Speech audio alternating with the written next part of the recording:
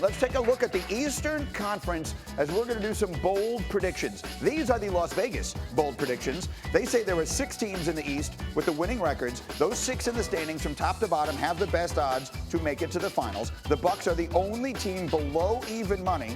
The Celtics, Raptors, Heat, and Sixers all bunched up in a group behind them. So that's what Vegas is projecting. Let's see what our guys are projecting with bold predictions. We'll start in the Eastern Conference and we'll do the West a little bit later. Jay Will, give me a bold prediction for the second half of the season. The Celtics are going to make the Eastern Conference Finals, and they're going to be led by Jason Tatum. I think he's going to average 25 points to get there. In his last game, he had 39 points. And, Legs, one of the things I love about the way he's playing this year, he's way more efficient with his style. He's taking threes off spot-up Jays. He's taking drives to the rim, and he's taking tough twos at the end of shot clocks when he needs to. That's not a consistent method for him. Yeah, you might be right, but for me, I'm going with the Raptors. I think they've established themselves clearly now as the biggest threat to the Bucks. And I'd lay money, Greeny, not my money, your money, because you got a lot more money than I do. So you got more to lose. I would lay your money that the Toronto Raptors not only will get to the Eastern Conference Finals, I would not be shocked to see them back in the finals.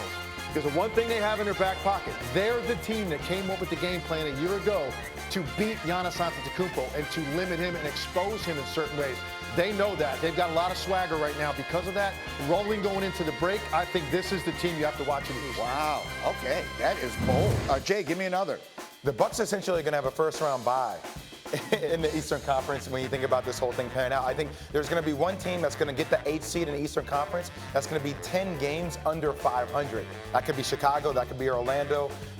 So essentially, look, it's going to happen. I hear you. They're 5 games out. They're right there. They can potentially happen. Charlotte's in that conversation as well. Imagine being 19-36 and saying we're one good week away from making it to the playoffs. Yes. Legs, give me one more bold prediction. This will not be popular at home, Greeny, but I think Philly is really susceptible to being knocked out in the first round.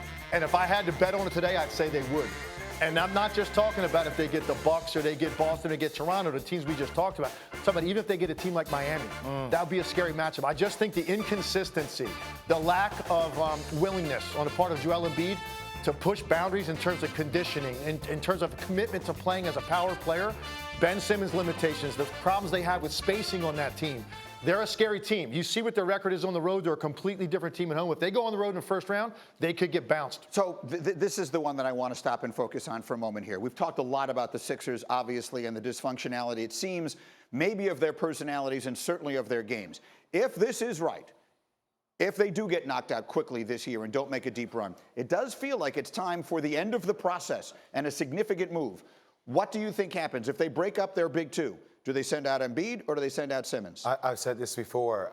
The way Ben Simmons plays, I know that he has some hiccups in his game from a shooting perspective and from talking, but I would keep Ben Simmons because I think he's an incredible talent, and I worry about the maturity level overall of Joel Embiid as a leader for a future franchise. And I don't know if bigs are the future of the NBA, traditional bigs. What do you think, Legs? Here's what I believe would happen first. I think that organizationally, you make a coaching change. If they lose in the first round, and maybe even if they lose in the second round, because this is a team that thought they could get to the finals this year. So if you lose in the second round even, there's going to be a coaching change first. And I think organizationally, Elton Brand might think the first thing we need to do is see if a different coach can maybe get something more out of this group. I think before you trade him. Now, if you're slow again, first half of next season, yeah, now you start looking at which guy is the guy to build around. And if that's what you're choosing between, I would agree with him. Legs? I think you can put players around Ben Simmons and win. Joel Is it Embiid, the coach? I'm asking you, is it the coach? Could a different coach make Embiid and Simmons work? I think the problem's with Joel Embiid. Brett Brown is a guy that I think he's a little reluctant to mandate that Joel Embiid play a certain way.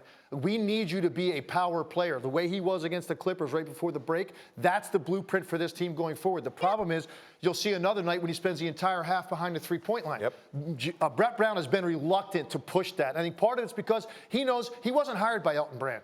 And if you push a guy like Joel Embiid and now you ruffle his feathers to the point where you lose him, you've got no chance to succeed in the NBA if your star player feels that way. And Green, you know who mandated that last year with Joel Embiid? Jimmy Butler.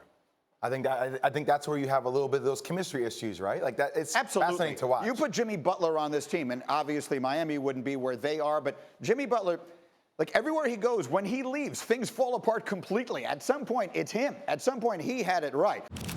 Thanks for watching ESPN on YouTube. For more sports, highlights, and analysis, be sure to download the ESPN app. And for live streaming sports and premium content, Subscribe to ESPN Plus right now.